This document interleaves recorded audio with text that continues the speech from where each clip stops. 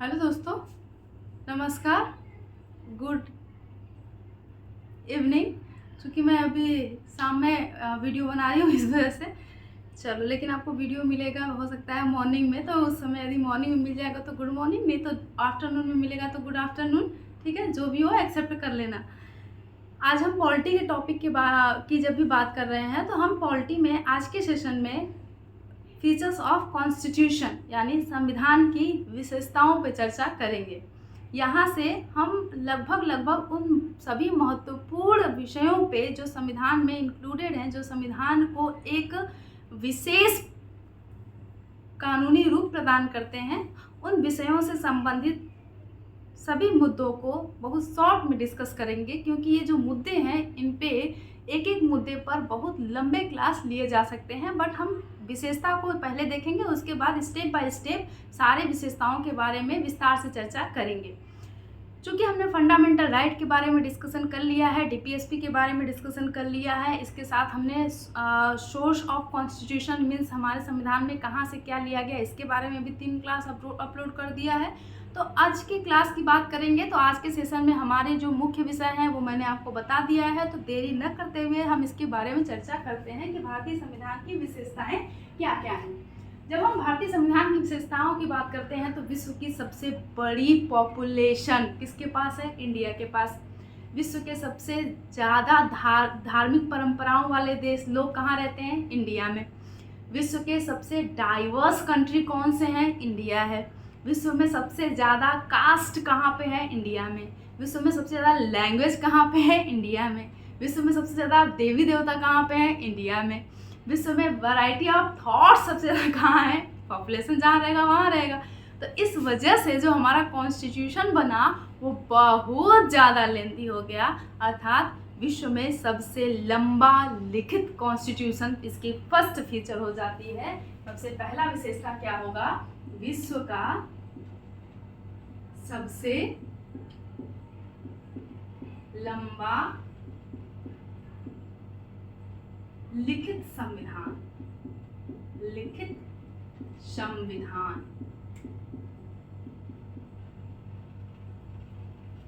26 जनवरी 1950 को जो संविधान हमारा लागू हुआ, उस समय 22 भाग, 8 अनुसूचियां, 395 अनुच्छेद थे, और वर्तमान में 25 भाग, 12 अनुसूचियां और लगभग 400 से ज़्यादा अनुच्छेद हैं। बहुत ही लेंदी कॉन्स्टिट्यूशन और रिटन कॉन्स्टिट्यूशन है। रिटन कॉन्स्टिट्यूशन का मतलब होता है कि ऐसा संविधान जिसमें जो लिखा है रूल्स एंड रेगुलेशन उसी के अकॉर्डिंग बनेगा। यदि नई परिस्थिति आती है तो उस नई परिस्थिति के अनुसार नियम और कानून संहिताबद्ध करके पहले ऐड किया जाएगा, फिर उसके अनुसार कोई कार्यवाही चलेगी।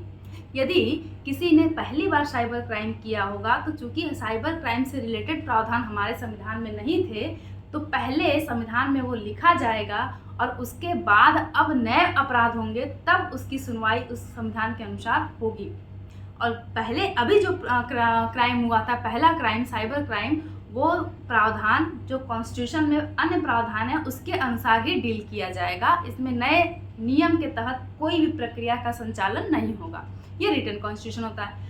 अनरिटन कॉन्स्टिट्यूशन जिसे अलिखित संविधान कहते हैं, उसमें क्या होता है कि नई प्रॉब्लम आई, उस प्रॉब्लम का क्या प्रॉपर सोल्यूशन होना चाहिए, वो सोल्यूशन होगा। यदि वो कॉन्स्टिट्यूशन में लिखा है तो भी ठीक, नहीं लिखा है तो उसको कॉन्स्टिट्यूशन में ऐड कर देंगे।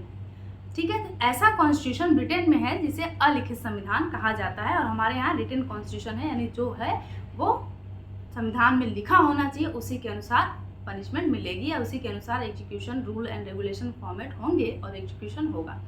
ये पहली विशेषता हो गई। दूसरी विशेषता की बात करते हैं कि भारतीय हम जब कोई कार्य करते हैं तो पहले वैश्विक स्तर पे, जैसे हमारे घर में यदि छोटा सा फंक्शन होता है तो 4 लोगों से पहले सलाह लेते हैं, फिर जाके कोई काम करते हैं। घर बनवाना है तो 10 लोगों से सलाह देंगे, फिर जाके स्ट्रक्चर तैयार होगा, फिर काम होगा। तो ये हमारी विशेषता है। ऐसे ही कॉन्स्टिट्यूशन बनाना हुआ तो हमने बहुत सारे स्रोतों के बारे में अध्ययन किया। तो दूसरी विशेषता हो जाती है विभिन्न स्रोतों से विहित। विभिन्न स्रोतों से विहित।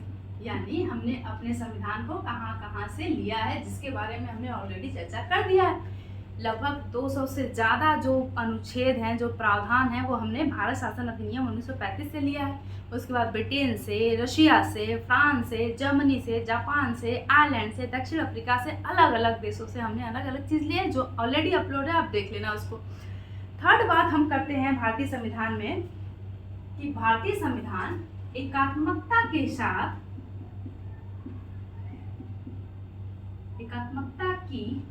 और झुकाव के साथ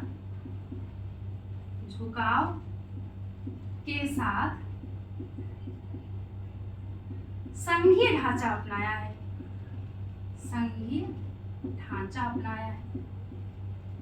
या संघीय विशेषता। अब इसमें क्या है कि हमारे देश में एक संविधान है, एक को डिनोट करता है, एकल नागरिकता है, एक को डिनोट करता है, एकीकृत न्यायपालिका है, हर आदमी न्यायपालिका तक जा सकता है, एक को डिनोट करता है।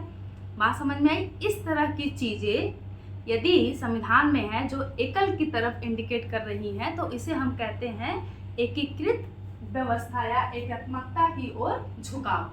सही है। उसके बाद संघीय व्यवस्था में जो चीजें होती हैं वो शेयर होती हैं, यानी पावर जो होता है वो डिस्ट्रीब्यूट होता है बिटवीन डिफरेंट एंटिटीज। ठीक, जैसे केंद्र के पास कुछ पावर है एज वेल एज राज्य के पास कुछ पावर है, यानी जिस मुद्दे पर स्वास्थ्य से संबंधित मुद्दा है तो दोनों के पास पावर है।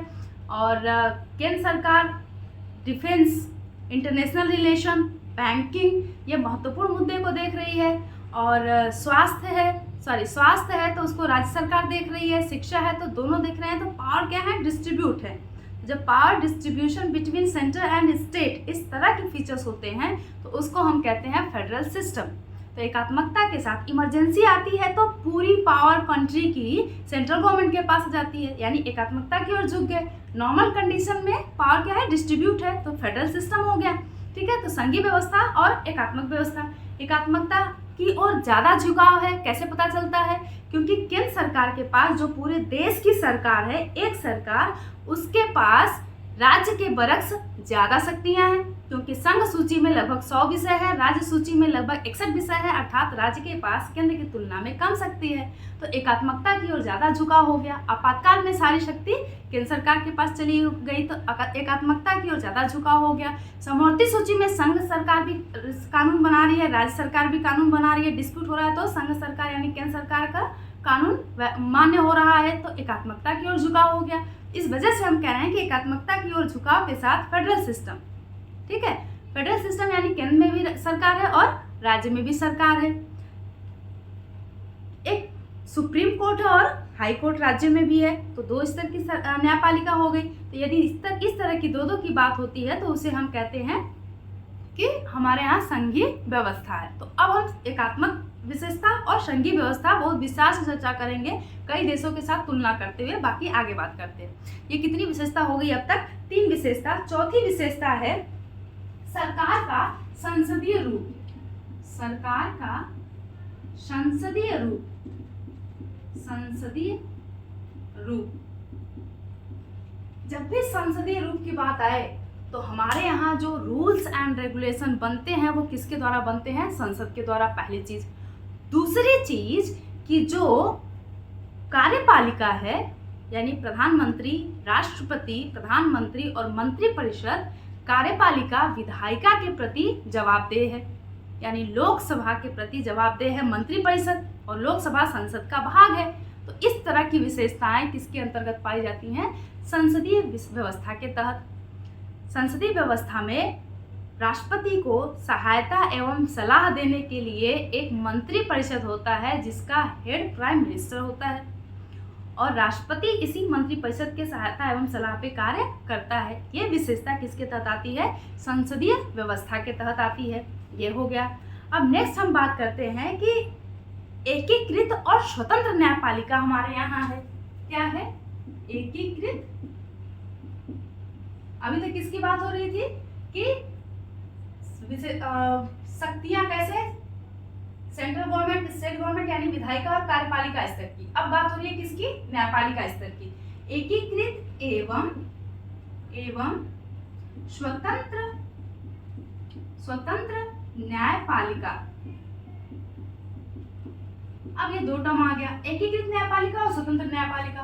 स्वतंत्र न्यायपालिका का मतलब है कि विधायिका और कार्यपालिका जो है वो परस्पर एक दूसरे से जुड़े हुए हैं, जबकि न्यायपालिका इन दोनों से बिल्कुल अलग है। न्यायपालिका की नियुक्ति में किसी भी तरह से विधायिका और कार्यपालिका का इन्वॉल्वमेंट नहीं है। न्यायपालिका विधायिका कार्यपालिका से स्वतंत्र है, तभी तो वो संविधान का रक्षक है। ये स्वतंत्र न्यायपालिका की बात हो गई। दूसरी चीज एकीकृत न्यायपालिका की बात करते हैं। एकीकृत न्यायपालिका का मतलब सबसे ऊपर supreme court, high court and session court. तो कोई भी सामान्य व्यक्ति है तो वो सेशन कोर्ट से हाई कोर्ट में जा सकता है, हाई कोर्ट से सुप्रीम कोर्ट में भी जा सकता है। और इसके साथ ही केंद्र सरकार और राज्य सरकार के बीच में कोई विवाद होता है तब भी सुप्रीम कोर्ट के पास जा सकते हैं। दो राज्यों के बीच विवाद होगा तब भी सुप्रीम कोर्ट सुनवाई करेगा। यानी सामान्य जनता भी यहाँ पे जा रही है, सरकार भी यहाँ पे जा रही है। तो इस प्रकार जब एक ही न्यायालय के पास सभी लोग जा सकते हैं तो इसको हम कहते हैं एकीकृत न्यायालय। तो नेक्स्ट विशेषता कौन सी विशेषता हो गई? 1 2 3 4 5 पांचवी विशेषता क्या हो गई? एकीकृत एवं स्वतंत्र न्यायपालिका। छठी विशेषता की बात करते हैं कि हमारे संविधान में संघीय ढांचे के तहत, पूरे विश्व में यदि देखेंगे तो संघीय ढांचे के तहत केंद्र सरकार और राज्य सरकार स्तर तक की सरकारें हैं जहाँ जहाँ पे संघीय ढांचा है। लेकिन भारत अपवाद है, क्योंकि हम अपवाद हैं, सच में हैं। भाषा को लेके, जाति को लेके, धर्म को लेके अपवाद हैं हम। तो भारत में एक केंद्र स्तर की सरकार, दूसरी राज्य स्तर की सरकार, पॉपुलेशन इतनी ज़्यादा है कि तीसरी स्तर की सरकार बनानी पड़ी, जिसे हम कहते हैं स्थानीय स्तर की सरकार, यानी ग्राम पंचायत और नगर पालिका। नेक्स्ट हमारे यहाँ क्या है? ग्राम पंचायत यानी पंचायती राज व्यवस्था। पंचायती राज व्यवस्था यानी हमारे यहाँ शक्तियों का विकेंद्रीकरण है। शक्तियाँ क्या हैं? डिस्ट्रीब्यूट है कई हाथों में। बात समझ में आई? अब नेक्स्ट हम बात करते हैं नम्यता और, एक छूट गया था मेरा, पहले इसको हमको लेना चाहिए था, नम्यता और अनम्यता का समन्वय। अब इसके बारे में चर्चा करते हुए क्या है? नम्यता 1 2 3 4 5 6 7 नम्यता और अनम्यता का समन्वय। नम्यता और अनम्यता के समन्वय में क्या है, इसको समझते हैं। इसका सीधा संबंध जब भी आपके सामने ये आए कि भारतीय संविधान लचीला भी है और कठोर भी है, नम्य भी है, नम्य यानी लचीला, अनम्य यानी कठोर, तो तुरंत आपके दिमाग में आना चाहिए कि ये बात कर रहा है कॉन्स्टिट्यूशनल अमेंडमेंट, संविधान संशोधन की, संविधान संशोधन की। तो जो महिला आरक्षण विधेयक आप देखोगे तो मैंने आपको बताया था कि महिला आरक्षण जो है वो संसद में, लोकसभा में भी आरक्षण देगा और विधानसभा में भी आरक्षण देगा। चूंकि यह केंद्र सरकार और राज्य सरकार के स्तर पे परिवर्तन कर रहा है, ये संघीय ढांचे को परिवर्तित कर रहा है, तो अनुच्छेद 368 के तहत 2/3 बहुमत से पास होना चाहिए और इसके साथ ही साथ आधे से अधिक राज्यों का समर्थन होना चाहिए। यानी ये संशोधन करने के लिए एक जटिल प्रक्रिया, बहुत कठोर प्रक्रिया अपनाई जा रही है। इस वजह से भारतीय संविधान क्या है? कठोर है, यानी इसमें आसानी से संशोधन नहीं किया जा सकता। उसके साथ ही नागरिकता जैसे प्रावधान कि किस देश को किस प्रकार नागरिकता को लचीला बनाया जाए, जैसे अफगानिस्तान, बांग्लादेश, पाकिस्तान के गैर जो मुस्लिम समुदाय हैं उनको भारत में नागरिकता को थोड़ा आसान बनाया गया। तो इस प्रकार के प्रावधान के लिए संसद में साधारण बहुमत द्वारा संशोधन हो गया, बहुत ही आसानी से संविधान में संशोधन हुआ। तो इस प्रकार के विशेषता को नम्यता की ओर झुकाव कहते हैं।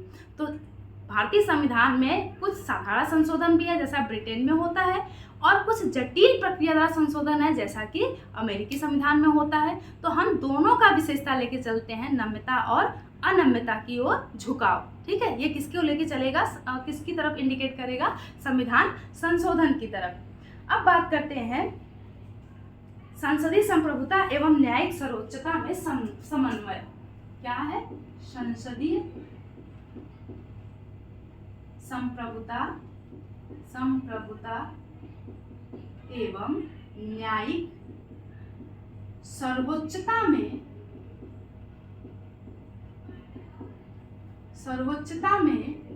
समन्वय। ठीक है, इसको देखो क्या समझोगे। जब हम ब्रिटेन के संविधान की बात करते हैं तो वहां पे सारे पावर सबसे सुप्रीम पार्लियामेंट है। पार्लियामेंट, ब्रिटेन के पार्लियामेंट के बारे में कहा जाता है कि ब्रिटिश संसद स्त्री को पुरुष, पुरुष को स्त्री बनाने के अलावा कोई भी कार्य कर सकती है। हालांकि आज के साइंटिफिक युग में ऐसा भी पॉसिबल हो चुका है, स्त्री पुरुष, पुरुष स्त्री बन जा रहा है, लेकिन ये एक प्रचलित कहावत थी कि ब्रिटिश पार्लियामेंट के पास इतनी पावर है। जैसे हमारे यहाँ संविधान सर्वोच्च है, संसद संविधान के अनुसार कार्य करेगा, तो हमारे यहाँ जो विशेषता है वो किसकी है? संविधान की सर्वोच्चता की। उसके साथ ही विधायन निर्माण यानी कानून निर्माण करने में पूरे पावर किसके पास है? पार्लियामेंट के पास।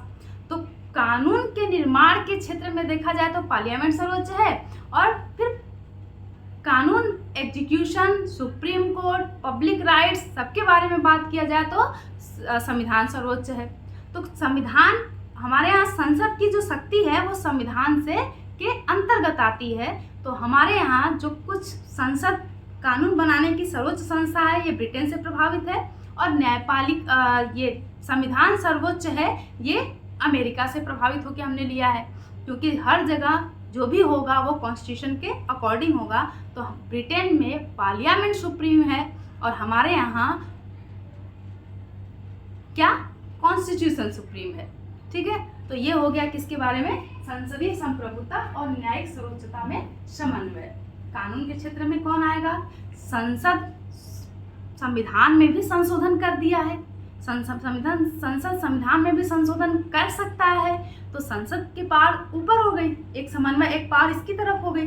दूसरा, संसद वही काम करेगा जो बेसिक ढांचे को नहीं बदल सकता, किसके? संविधान के। तो यहाँ पे संविधान क्या हो गया? सुप्रीम हो गया। तो इस तरह से दोनों में क्या बना है? समन्वय बना हुआ है। तो ये 8 विशेषता हो गई। पहली कौन सी? विश्व का सबसे लंबा लिखित संविधान। दूसरा, इसमें आर्टिकल और शेड्यूल और पार्ट्स की बात करेंगे। विभिन्न स्रोतों से भी जो क्लास अपलोड कर दिया है उसकी बात करेंगे। एकात्मकता की ओर झुकाव के साथ संघीय ढांचा, एकात्मकता की ओर एक संविधान, एक नागरिकता, एक की तरफ इंडिकेट करने वाले सिस्टम को लेंगे। संघीय ढांचे में पावर डिस्ट्रीब्यूशन वाले सिस्टम को लेंगे। नेक्स्ट, सरकार के संसदीय स्वरूप में राष्ट्रपति के पास नाम मात्र की शक्ति होती है, और राष्ट्रपति प्रधानमंत्री की अध्यक्षता वाली मंत्रिपरिषद के सहायता एवं सलाह पे कार्य करते हैं। इसके साथ ही मंत्रिपरिषद संसद के प्रति यानी लोकसभा के प्रति उत्तरदायी है। ये फीचर्स लेके चलेंगे। एकीकृत एवं स्वतंत्र न्यायपालिका में लेके चलेंगे कि जो कोई भी नागरिक है वो न्यायपालिका तक जा सकता है, सुप्रीम कोर्ट तक जा सकता है। सरकार के बीच का मतभेद भी सुप्रीम कोर्ट सॉल्व करता है। जबकि अमेरिका में चलेंगे तो दोहरी न्यायिक व्यवस्था है। राज्यों के मामले की सुनवाई हाई कोर्ट करता है और केंद्र स्तर के मामले की सुनवाई सुप्रीम कोर्ट करता है। पब्लिक वहाँ की सुप्रीम कोर्ट तक नहीं जा सकती है, लेकिन हमारे यहाँ गवर्नमेंट और पब्लिक दोनों जा सकते हैं। तो एकीकृत और स्वतंत्र न्यायपालिका विधायिका और कार्यपालिका से बिल्कुल स्वतंत्र है हमारी न्यायपालिका। पंचायती राज व्यवस्था, संघीय व्यवस्था में संघीय ढांचे में विश्व में हम अपवाद हैं कि संघ स्तर की सरकार, राज्य स्तर की सरकार और लोकल लेवल की गवर्नमेंट पाई जाती है। नेक्स्ट, नम्यता और अनम्यता का समन्वय। नम्यता और अनम्यता संविधान संशोधन से रिलेटेड है। ये संविधान संशोधन वाली क्लास में देखेंगे, और पहले मैंने बहुत पहले का एक कॉन्स्टिट्यूशन अमेंडमेंट का वीडियो अपलोड किया है, देख सकते हो आप। नए वीडियो में ये क्या बोलते हैं अपडेट के साथ इसको अपलोड कर दूंगी। संसदीय संप्रभुता और न्यायिक सर्वोच्चता में समन्वय। ये भी बता दिया कि कुछ मामलों में संसद सर्वोच्च है, संविधान में संशोधन कर सकता है, लेकिन बेसिक स्ट्रक्चर को नहीं बदल सकता, तो संविधान सर्वोच्च है। दोनों में क्या है? कोऑर्डिनेशन बना हुआ है। और ये जो पंचायती राज व्यवस्था है ये आर्टिकल 243 के तहत आता है। न्याय पंचायत और ग्राम पंचायत जो 73वां और 74वां कॉन्स्टिट्यूशन अमेंडमेंट के थ्रू जोड़ा गया है 1992 में, 93 में एग्जीक्यूट हो गया था। तो इस तरह से 8 विशेषता हो गई। बाकी 8 विशेषता अभी बची है जो नेक्स्ट क्लास में करेंगे, छोटे छोटे क्लास में करेंगे, तो आप देखने में सहूलियत होगी। Okay, thank you.